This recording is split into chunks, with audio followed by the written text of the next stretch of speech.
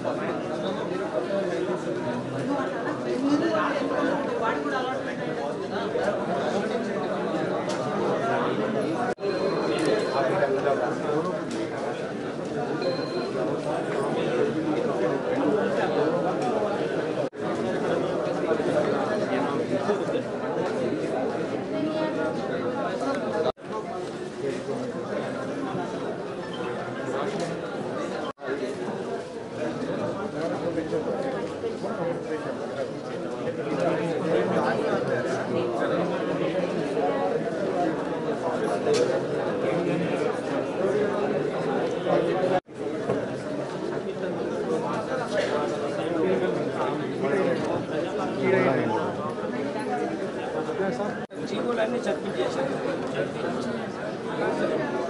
నేను మీకు దరఖాస్తు పెట్టుకున్నట్టు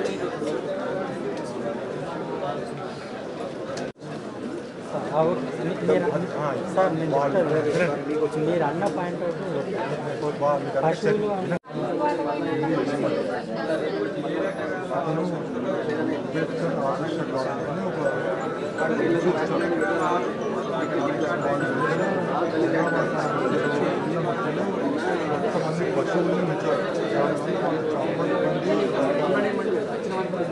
ఆరోగ్యం పాలవుతుంది లేదా రకరకాల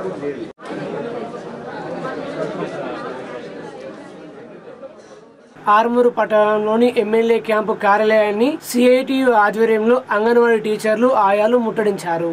అనంతరం పలు డిమాండ్లతో కూడిన వినతి పత్రాన్ని ఎమ్మెల్యే క్యాంపు కార్యాలయంలో అందజేశారు. ప్రాజెక్ట్ అధ్యక్షురాలు చంద్రకళ మాట్లాడుతూ జీవో నెంబర్ 10ని రద్దు చేయాలని, రిటైర్మెంట్ బెనిఫిట్స్ పెన్షన్ పెంచుతూ వీఆర్ఎస్ సౌకర్యం కల్పిస్తూ కొత్త జీవో ఇవ్వాలని డిమాండ్ చేశారు.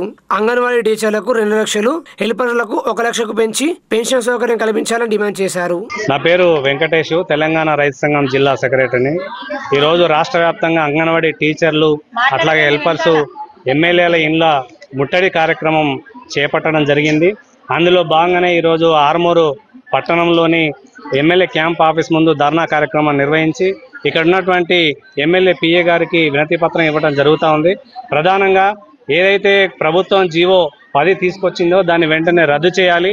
టీచర్లు, ఆయాలు కొన్ని అంటే 50-40 సంవత్సరాల నుంచి పనిచేస్తూ ఉన్నారు. వాళ్ళ శ్రమను గుర్తించట్లేదు ప్రభుత్వం. వారికి ఇప్పుడు రిటైర్మెంట్ మేము ఇస్తా ఉన్నాం, మీరు ఇంటికాడ కూర్చోనని చెప్పి చెప్తా ఉంది. ఇది సరైన పద్ధతి కాదు. ఇవాళ ప్రతి ఉద్యోగికి భరోసా కల్పించాల్సిన బాధ్యత ప్రభుత్వం మీద ఉంది. కానీ ప్రభుత్వం కేవలం మేము అడుగుతా ఉన్నాం, టీచర్కి 2 లక్షలు, ఆయమ్మకి 1 లక్ష రూపాయలు రిటైర్మెంట్ కల్పించాలని చెప్పేసి, అట్లాగే ఇప్పుడు ఇస్తున్నటువంటి వేతనంలో పెన్షన్ కూడా సగం ఇవ్వాలని చెప్పేసి మేము డిమాండ్ చేస్తా ఉన్నాం. ఈఎస్ఐ, పిఎఫ్ సౌకర్యాన్ని కల్పించాలని చెప్పేసి ఈ డిమాండ్లు ప్రధానంగా ఈరోజు ప్రభుత్వం ముందు మేము తీసుకురావడం జరిగింది. ప్రభుత్వం స్పందించకపోతే ఈ యొక్క ఉద్యమాన్ని ఇంకా తీవ్రతరం చేస్తామని హెచ్చరిస్తా ఉన్నాం. రాష్ట్ర వ్యాప్తంగా ఈ రోజు ధర్నా కార్యక్రమం నిర్వహించడం జరుగుతుంది. మన నియోజకవర్గం ఎమ్మెల్యేల ఇల్లు కానీ క్యాంప్ ఆఫీసులు కానీ ముట్టడించామని చెప్పడం జరిగింది. ముఖ్యంగా మా డిమాండ్ ఏంటంటే జీవో నెంబర్ 10ని రద్దు చేయాలి, కొత్త జీవోని తీసుకురావాలి. గత ప్రభుత్వం ఏదైతే హామీలు ఇచ్చిందో హామీకి అనుగుణంగానే మాకు రిటైర్మెంట్ సౌకర్యం కల్పించాలి. కల్పించాలి. ఉద్యోగంలో సగం పెన్షన్ రూపకంగా ఇవ్వాలి. మేము ఇన్ని సంవత్సరాలు పని చేస్తే మాకు ఆసరా పెన్షన్ ఇస్తానని చెప్పడము ఈ కాంగ్రెస్ ప్రభుత్వానికి చాలా సిగ్గుసేటు. ఆడవాళ్ళని గుర్తించకుండా రోడ్లపైకి తీసుకొచ్చి మేము అప్పుడు 24 రోజులు సమ్మె చేస్తుంటే మా టెంట్ కిందికి వచ్చేసి అమ్మ మీరు కొట్లాడే పని లేదు, మీకు ఎలాంటి ఇబ్బందులు ఉండవు, మా అక్క చెల్లెల్లాగా చూసుకుంటాను అని చెప్పిన ప్రభుత్వము ఇప్పుడు అన్ని డిపార్ట్మెంట్లను పక్కకు పెట్టి ఐసిడిఎస్ ని ముందుగా పెట్టుకొని నేను ఉద్యోగాలు భర్తీ చేస్తానని మాతోనే స్టార్ట్ చేసింది. ఇది సరైంది కాదు. ఇప్పటికైనా ప్రభుత్వం స్పందించాలి. స్పందించకపోతే మా సత్తా ఏందో చూపిస్తేందుకు మేము సిద్ధంగా ఉన్నాం. ఇప్పటికైనా ప్రభుత్వం స్పందించి దిగి వచ్చి ఆ జీవో నెంబర్ 10ని రద్దు చేసి కొత్త జీవోని ఇచ్చి రిటైర్మెంట్ కల్పిస్తే సరే, లేకపోతే మా సత్తా చూసుకోవడానికి ప్రభుత్వం సిద్ధంగా ఉండాలని మేము హెచ్చరిస్తున్నాం. ముఖ్యంగా చెప్పొచ్చేది ఒకటే, మేము ప్రభుత్వానికి ఈ రోజు కాదు కనీస వేతనం ఇవ్వమని అడుగుతున్నాము. ఏమన్నా లక్షలలో ఏసీ రూమ్లలో కూర్చొని లక్షలు తీసుకుంటామని అడగడం లేదు. మా శ్రమకు తగ్గ ప్రతిఫలం ఇవ్వమంటున్నాం. ఈ రోజు బీడీలు చేసే కార్మికురాలకు కూడా పెన్షన్ సౌకర్యం ఉంది, రిటైర్మెంట్ సౌకర్యం ఉంది. కానీ మా డిపార్ట్మెంట్ కు మాత్రం అదేది వర్తించదట. కనీసం 26,000 వేతనం ఇవ్వాలి. అదే విధంగా ఉద్యోగ భద్రత కల్పించాలి. తుమ్మితే పోతుందో దగ్గుతే పోతుందో అన్న టెన్షన్లతో సతమతం అవుతున్నాం. ఒక్కొక్కరు ఆటో వచ్చి చనిపోవడం కూడా జరుగుతుంది. మట్టి ఖర్చులు ఇస్తానని చెప్పిన ప్రభుత్వము మట్టి ఖర్చులకు కూడా బడ్జెట్ లేదని చెప్తుంది. ఇది ఎక్కడి న్యాయము? ఇప్పటికైనా ప్రభుత్వం స్పందించి వేతనాలు పెంచి 65 సంవత్సరాలు దాటిన వారికి రిటైర్మెంట్ ఇస్తూ అదే విధంగా మా జీతంలో సగం పెన్షన్ ఇవ్వాలి. వారసత్వం హక్కును కల్పించాలి. అదే ఇంటిలో ఒకరిని ఈ పనిలోకి తీసుకోవాలని మా యొక్క డిమాండ్. ఎట్లనే సగం జీతము కట్టియాలా, పిచ్చి బాగా కట్టియాలా, మాకు 1,00,000 రూపాయలు ఇయ్యాలా. ఇప్పుడు తీసేస్తా అంటే మాత్రం మాకు సగము ఇప్పుడు పక్కకి ఇయ్యాలా, ఇయ్యక మొత్తం తీసేస్తే మాత్రం మేము ఊరుకుంటాము. ఆర్మూరు పట్టణంలోని ప్రసిద్ధ పుణ్యక్షేత్రమైన సిద్దులగుట్టపై గాజుల పూజ కార్యక్రమాన్ని ఘనంగా నిర్వహించారు. ఉదయం నుండి భక్తులు గుట్టపైకి అధిక సంఖ్యలో విచ్చేసి శివాలయంలో పంచమృతులతో అభిషేకం నిర్వహించి దుర్గామాత, రామాలయం, దత్తాత్రేయ, అయ్యప్ప స్వామి, ఎల్లమ్మ తల్లి, ఏకశిల స్తంభం వద్ద గల హనుమాన్ ఆలయంలో ప్రత్యేక పూజలు చేశారు. కరీంనగర్, నిర్మల్, నిజామాబాద్, హైదరాబాద్ జిల్లాల నుండి దాదాపు 15,000కు పైగా మంది భక్తులు విచ్చేశారు. ప్రతి ఏడాది ఆషాఢ మాసం 2వ సోమవారం సిద్దులగుట్ట పైన ఆలయ కమిటీ ఆధ్వర్యంలో అత్యంత వైభవంగా గాజుల పూజ, మహిళా భక్తులచే సామూహిక కుంకుమార్చన నిర్వహించడం జరిగిందని తెలిపారు. శివాలయంలో గల అన్నపూర్ణ దేవికి ముందుగా ఒడిబియ్యం సమర్పించి గాజులతో అందంగా అలంకరించడం జరిగింది. గాజుల పూజ కార్యక్రమాన్ని ప్రధాన అర్చకులు కుమార్ శర్మ ఆధ్వర్యంలో నిర్వహించారు. నందీశ్వర మహారాజ్ ఆధ్వర్యంలో స్వామివారి పల్లకి సేవ కార్యక్రమాన్ని ఘనంగా నిర్వహించారు. అన్నదాతల సహకారంతో పెద్ద ఎత్తున అన్నదాన కార్యక్రమం నిర్వహించారు. ఈ కార్యక్రమంలో ఆలయ కమిటీ సభ్యులు పాల్గొన్నారు.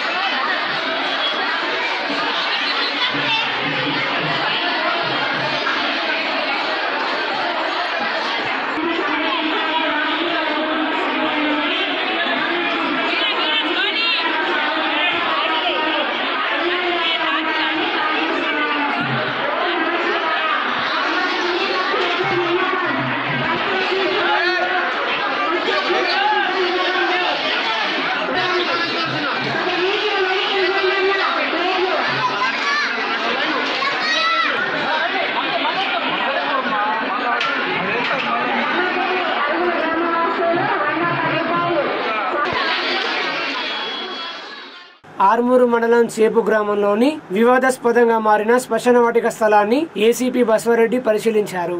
గ్రామస్తులు మాట్లాడుతూ 30 సంవత్సరాల నుండి శ్మశాన వాటిక గురించి పోరాడుతున్నామన్నారు. ఎలాంటి అవాంఛనీయ సంఘటనలు జరగకుండా పోలీసులు భారీ బందోబస్తు నిర్వహించారు.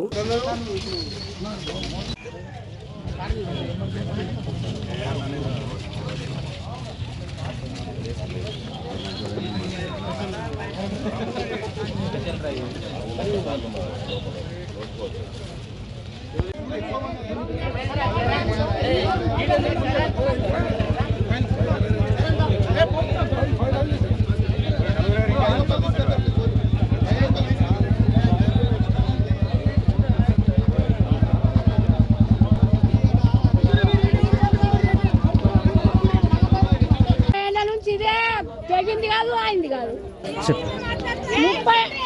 30 ఏళ్ళ నుంచి ఇట్లానే ఈ మనుషులు చచ్చిపోతే ఆడ నడువులోనే పెట్టాలా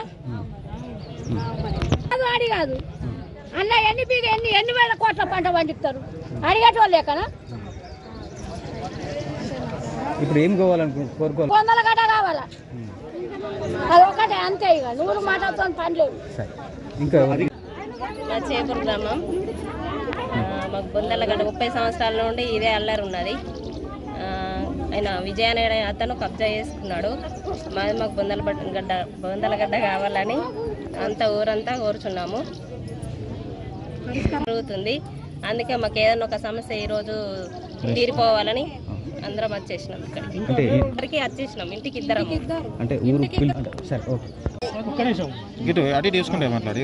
నా పేరు గంగమణి, మా చేపూరు గ్రామము. మేము అటు మండలికి పోతున్నాము, జిల్లాకు పోతున్నాము. ఎటు పోయినా పనులు అయితే 30 ఏళ్ళ నుంచి ఇదే వాదన జరుగుతున్నది. విజయ్కి మాకు ఊరి మీద మొత్తం ఇంటికి ఇద్దరం ఉన్నాం సార్. అసలు దారి పోనిత్తలేడు, రానిత్తలేడు. బయలు తట్టుకొని పడుతున్నారు. నా భర్త వెళ్ళిపోయిండు, మా మామ వెళ్ళిపోయిండు, మా పల్లీలు కూడా కూలగొట్టిండు. మేము సంవత్సరంకి ఒకసారి ఆడ పెట్టుకున్నందుకు పెద్దలకు పెట్టుకునేందుకు కనీసము పోయి పెట్టుకునేందుకు స్థలం లేకుండా చేసాడు సార్. ఇది మాకు కావాలని మేము కోరుతున్నాం సార్. ఎట్లన్నా వేసి మాకు ఇప్పియాలని కోరుతున్నాం. మా బొందలగడ్డ మాకు కావాలా 30 ఏళ్ళ నుంచి అని పోరాడుతున్నాం సార్. ఖచ్చితంగా కావాలా సార్. అతను ఒక్కడే ఈయన వాదిస్తున్నాడు మాది అని కబ్జా చేసుకున్నాడు సార్. ఆర్మూరు పట్టణంలోని ఐసిడిఎస్ ప్రాజెక్ట్ కార్యాలయంలో అంగన్వాడీ టీచర్లకు రివైజ్డ్ ప్రీ స్కూల్ కరికులం శిక్షణ తరగతులు నిర్వహించామని సిడిపిఓ జ్యోతి తెలిపారు. వారు మాట్లాడుతూ పూర్వ ప్రాథమిక విద్య ప్రాముఖ్యత గురించి అంగన్వాడీ టీచర్లకు వివరించడం జరిగిందని తెలిపారు. ఈ శిక్షణలో భాగంగా అంగన్వాడీ టీచర్లకు ప్రకృతి సందర్శన మరియు గ్రూప్ యాక్టివిటీస్ లో పాల్గొనడం జరిగిందని తెలిపారు. ఈ కార్యక్రమంలో ట్రైనర్స్ శ్రీదేవి, రేఖ తదితరులున్నారు.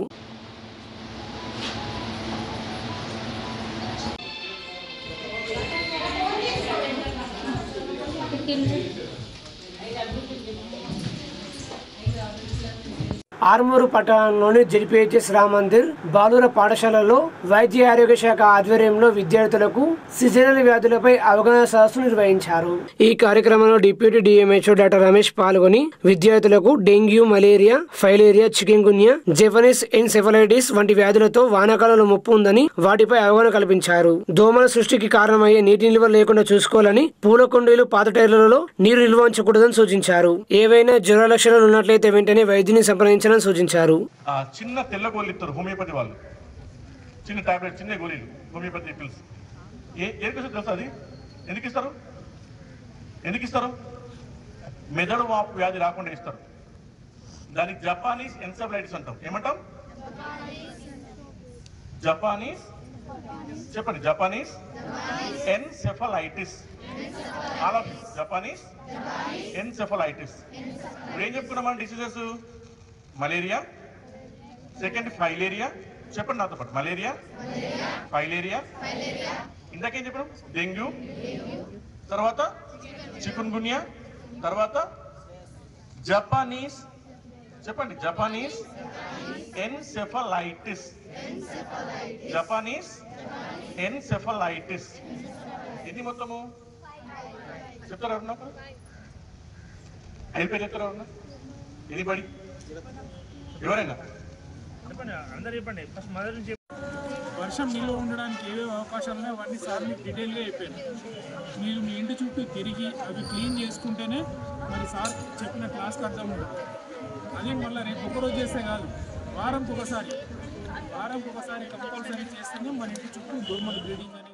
ఆర్మూరు పట్టణ సామాజిక సేవకులు తులసికుమార్ పట్వారి, ప్రవాస భారతీయుల హక్కులు మరియు సంక్షేమ వేదిక వ్యవస్థాపక అధ్యక్షులు కోటపాటి నరసింహనాయుడుకు మొక్కను అందజేశారు. కోటపాటి నరసింహనాయుడు మాట్లాడుతూ గత కొన్ని సంవత్సరాలుగా ఈ వర్షాకాల సమయంలో పర్యావరణ పరిరక్షణ కోసం తన వంతుగా ప్రతి ఒక్కరికి మొక్కలు ఇస్తూ సమాజంలో యువతను విద్యార్థులను చైతన్యపరచడానికి తన వంతు సేవలు అందిస్తున్న పట్వారి తులసిని ఆయన అభినందించారు.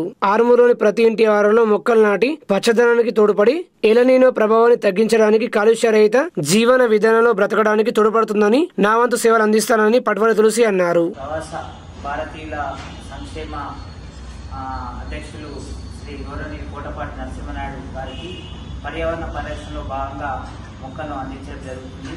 గత 15 సంవత్సరాలుగా పర్యావరణ పరిరక్షణలో భాగంగా వివిధ ప్రముఖులతోని మొక్కలు నాటించడం కానీ అందించడం కానీ ఈ పర్యావరణ పరిరక్షణలో భాగంగా నా వంతు ఒక సమాజ బాధ్యతగా నేను కర్తవ్యం నిర్వర్తిస్తున్నాను. అదేవిధంగా ప్రతి ఒక్కరు నిర్వర్తించిన ఉద్దేశంతో అన్నగారికి మొక్కలు అందించడం జరిగింది. సో ప్రత్యేకంగా ధన్యవాదాలు. ఆర్మూరు సామాజిక సేవకుడు, యువకుడు, సోదరుడు పట్వారి తులసికుమార్ ప్రతి సంవత్సరం మరి వర్షాకాలము ప్రారంభమైన తర్వాత మరి యొక్క పర్యావరణ పరిరక్షణలో భాగంగా ప్రజల్లో అవేర్నెస్ కల్పించడం కోసము మరి యొక్క మొక్కల పంపిణీ చేస్తున్నాడు. చాలా అభినందించదగినటువంటి విషయం. ముఖ్యంగా యువకులు మరి ఏ విధంగానైతే అందరికీ కూడా ఆదర్శంగా ఇది మరి స్ఫూర్తిదాయకమైనటువంటి చర్య. నేను మనస్ఫూర్తిగా అభినందిస్తున్నాను. మిగతా యువకులందరూ కూడా మరి తులసికుమార్ను ఆదర్శంగా తీసుకొని పర్యావరణాన్ని రక్షిస్తే మన బతుకుంది, లేకపోతే రాబోయే రోజుల్లో మరి ఎడారిగా మారే ప్రమాదం ఉంది. మరి రాబోయే రోజుల్లో వర్షాలు ఉండాలన్నా, మనకు చల్లని నీడనివ్వాలన్నా చెట్లే జీవనాధారం కాబట్టి చెట్లను పెంచాలి. కాబట్టి ఆ మొక్కలను అందజేసి ధన్యవాదాలు. ప్రతి ఇంట్లో, ప్రతి తోటలలో, పొలాలలో, పాఠశాలలో, ఖాళీ ప్రదేశాలన్నింటా ఈ యొక్క పర్యావరణ పరిరక్షణలో భాగంగా మొక్కలను పెంచాల్సిందిగా ఈ సందర్భంగా నేను తెలియజేస్తున్నా. థ్యాంక్ యూ, ధన్యవాదాలు. యుఎస్ఎఫ్ఐ రాష్ట్ర సహాయ కార్యదర్శిగా నిజామాబాద్ జిల్లా కార్యదర్శి పెద్దిసూరి ఎన్నికయ్యారు. అనంతరం ఆయన మీడియాతో మాట్లాడారు. ఈ నెల 14వ తారీఖున అంటే జూలై 14 నిన్న హైదరాబాద్లో యుఎస్ఎఫ్ఐ రాష్ట్ర విస్తృత స్థాయి సమావేశం నిర్వహించడం జరిగింది. ఈ సమావేశం సందర్భంగా నూతన యుఎస్ఎఫ్ఐ రాష్ట్ర కమిటీని ఏర్పాటు చేసుకోవడం జరిగింది. యుఎస్ఎఫ్ఐ రాష్ట్ర కమిటీలోకి, రాష్ట్ర కార్యవర్గంలోకి నిజామాబాద్ జిల్లా నుండి పెద్దిసూరి అనే నన్ను రాష్ట్ర సహాయ కార్యదర్శిగా ఎన్నుకోవడం జరిగింది. దానికి రాష్ట్ర కమిటీకి కృతజ్ఞతలు తెలియజేస్తా ఉన్నాను. ఏదైతే విశ్వాసం నాపై ఉంచి నాకు ఈ బాధ్యతలు అప్పచెప్పారో దీన్ని సమర్థవంతంగా నిర్వహిస్తానని చెప్పి తెలియజేస్తా ఉన్నాను. యుఎస్ఎఫ్ఐ అధ్యయనం, ఐక్యత, పోరాటం అనే నినాదంతో పనిచేస్తుంది. ప్రధానంగా యుఎస్ఎఫ్ఐ ప్రభుత్వ విద్యారంగ సమస్యలపై కేంద్రీకరించి పనిచేస్తుంది. దాంతోపాటు కార్పొరేట్, మోనో కార్పొరేట్ విద్యా సంస్థల్లో ఫీజుల పేరుతో పుస్తకాలు, యూనిఫామ్స్ అని చెప్పి అడ్డగోలుగా చేస్తున్నటువంటి విద్యాదందను అడ్డుకునే విధంగా, నియంత్రించే విధంగా యుఎస్ఎఫ్ఐ ఉద్యమాలు ఉంటాయని, భవిష్యత్తులో వీటన్నిటి సమస్యల నుంచి విద్యార్థుల్ని కాపాడే దిశగా అందరికీ సమగ్రమైనటువంటి, అందరికీ సమానమైనటువంటి విద్య అందే విధంగా విద్యారంగంలో, నిజామాబాద్లో విద్యారంగంలో సమూల మార్పులు తీసుకొచ్చే విధంగా ఒక అద్భుతమైనటువంటి ఉద్యమ రూపకల్పనతో ముందుకెళ్ళబోతా ఉన్నాం. భవిష్యత్తులో యుఎస్ఎఫ్ఐ చేసేటువంటి ఉద్యమాలకు సమాజంలోని పెద్దలు, విద్యావంతులు, సామాజికవేత్తలు, మేధావులు అందరూ కూడా సహాయ సహకారాలు అందిస్తూ ప్రోత్సహిస్తారని, ఆదరిస్తారని చెప్పేసి ఆశిస్తూ ధన్యవాదాలు. నిజామాబాద్ జిల్లా కలెక్టరేట్ లో నిర్వహించిన ప్రజావాణి కార్యక్రమంలో national human rights and justice movement ఆధ్వర్యంలో పలు సమస్యలపై అదనపు కలెక్టర్ అంకిత్ కు వినతి పత్రం అందజేశారు. నిజామాబాద్ జిల్లా కలెక్టరేట్ లో నిర్వహించిన ప్రజావాణి కార్యక్రమంలో national human rights and justice movement ఆధ్వర్యంలో పలు సమస్యలపై వినతి పత్రం అందజేశారు. జిల్లా అధ్యక్షులు అనీఫ్, ఉపాధ్యక్షులు తమ్మి వినోద్ మాట్లాడుతూ ప్రైవేటు స్కూల్లో ఫీజుల దోపిడీని అరికట్టాలని, ప్రభుత్వ పాఠశాలలో నెలకొన్న సమస్యలను పరిష్కరించి మౌలిక సదుపాయాలు కల్పించాలని పెంచాలని డిమాండ్ చేశారు. ప్రభుత్వ పాఠశాలలో హాస్టల్లో ఉన్న విద్యార్థుల యొక్క మెస్ ఛార్జీలు, కాస్మెటిక్ ఛార్జీలు పెంచాలని, వర్షాకాలంలో సీజనల్ వ్యాధుల యొక్క ప్రభావం ఎక్కువ ఉంది కాబట్టి హాస్టల్లో దోమలు లేకుండా నివారణ చర్యలు తీసుకోవాలని, అందుబాటులో మందులు ఉంచాలని, అధికారుల యొక్క పర్యవేక్షణ ఎల్లవేళలు ఉండాలని కలెక్టర్కి విజ్ఞప్తి చేయడం జరిగిందని తెలిపారు. ఎస్సీ, ఎస్టీ, బీసీ, మైనార్టీ సీట్ల రిజర్వేషన్ శాతాన్ని పెంచాలని, శిథిలావస్థకు చేరుకున్న హాస్టల్ భవనాల ప్రదేశాలలో కొత్త భవనాలు నిర్మించాలని, ప్రహారీ గోడ లేని ప్రదేశాలలో ప్రహారీ గోడలు కట్టించాలని, స్కూల్ బుక్స్ మెటీరియల్ సకాలంలో అందించాలని వినతి పత్రంలో పేర్కొన్నారు.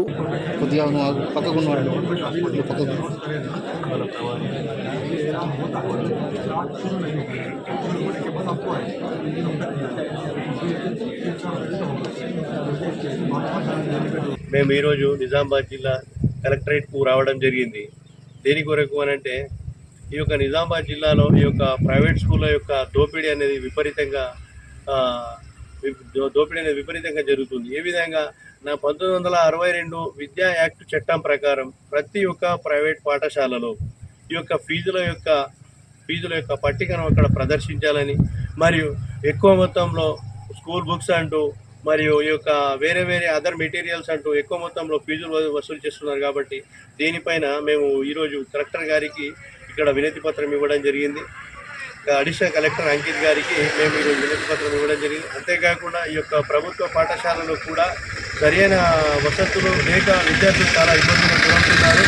మరియు ఈ యొక్క హాస్టళ్లలో ప్రవాహరీ లేని ప్రదేశాలలో ప్రవాహరీ గోడలు ఏర్పాటు చేయాలని, అంతేకాకుండా శిథిలావస్థలో ఉన్న భవనాలలో కొత్త భవనాలను ఏర్పాటు చేయాలని, మరియు BC, SC, ST, minority residential Kasturba model స్కూళ్ళలో యొక్క సీట్ల సంఖ్యను పెంచాలని, రిజర్వేషన్ శాతాన్ని పెంచాలని, మరియు అంతేకాకుండా మెస్ ఛార్జీలతో పాటు కాస్మెటిక్ ఛార్జీలను పెంచాలని, మరియు ఈ వర్షాకాలం యొక్క సీజనల్ వ్యాధులు ప్రబలుతూ ఉంటాయి కాబట్టి అందుబాటులో మందులు ఉంచాలని, ఎప్పటికప్పుడు అధికారుల యొక్క పర్యవేక్షణలో ఉండాలని, ఎటువంటి ప్రాణ నష్టం జరగకుండా చూడాలని ఈరోజు కలెక్టర్ గారికి వినతి పత్రం ఇవ్వడం జరిగింది. సిరికొండ మండల కేంద్రంలో గల ప్రాథమిక ఆరోగ్య కేంద్ర వైద్యులు డాక్టర్ అరవింద్ పలు పాఠశాలల విద్యార్థులకు సీజనల్ వ్యాధులపై అవగాహన కల్పించారు. సిరికొండ మండలంలోని సత్యశోధక్ పాఠశాల, సిరికొండ ప్రభుత్వ పాఠశాల, న్యావనంది కొండూరు ప్రైమరీ స్కూల్, జైపీహెచ్ఎస్ పాఠశాలలో సీజనల్ వ్యాధులపై అవగాహన కార్యక్రమాన్ని మెడికల్ ఆఫీసర్ డాక్టర్ అరవింద్ నిర్వహించారు.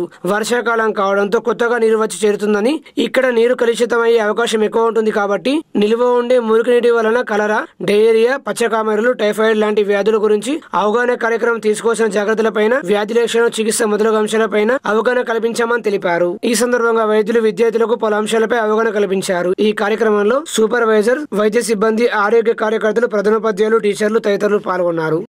ఆ ఈగలు దోమలు రాకుండా చూడాలి, అయితే జబ్బులు రావు. అవునా కాదా? ఎట్లా వస్తాయి ఆ ఈగలు దోమలు వస్తాయో తెలుసుకోవాలి. ఎట్లా వస్తాయి ఈగలు ఎట్లా వస్తాయి చెప్పు. మనం నీట్గా లేకపోయినా, మనం పర్సనల్ నీట్గా లేకపోయినా ఈగలు వస్తాయి. సరే, వచ్చిన ఈగలు అంతే ఉంటాయా? ఎక్కడి నుంచో వస్తాయి. అక్కడెక్కడనో మన టాయిలెట్ల దగ్గరనో లేకపోతే ఎక్కడి నుంచో వస్తాయి, అవి వాళ్తాయి. మనం ఇప్పుడు మిడ్ డే మీల్స్ వేస్తాం, మన మీల్స్ దగ్గరనో లేకపోతే మనం తాగే వాటర్లనో లేకపోతే ఎక్కడనో మనం తినే గుడ్డు మీనో ఆగుతుంది. ఆ ఈగ ఆగుతుంది అంటే ఆ కాలుకున్న బ్యాక్టీరియాస్, వైరస్ ఏదో ఒకటి గుడ్డు మీద ఉంటుంది కదా.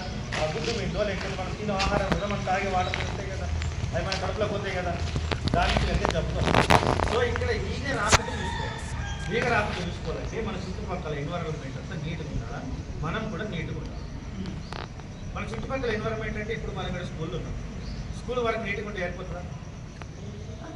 ఇంటి దగ్గర కూడా నీట్గా ఉండాలి కదా. కాబట్టి పర్సనల్ హైజీనిక్, ఎన్వైరన్మెంట్ హైజీనిక్ చాలా ఇంపార్టెంట్.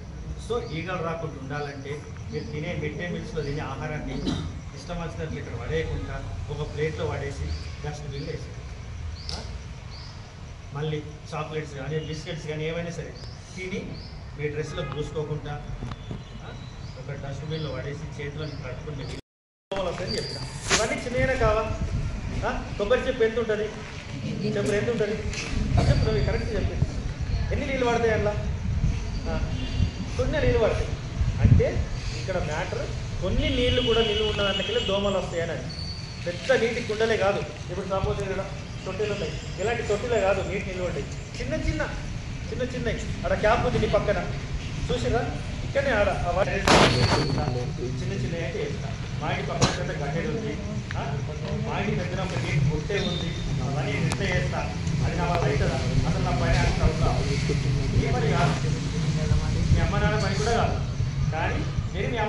చెప్పాలి. ఏమని చెప్పాలా?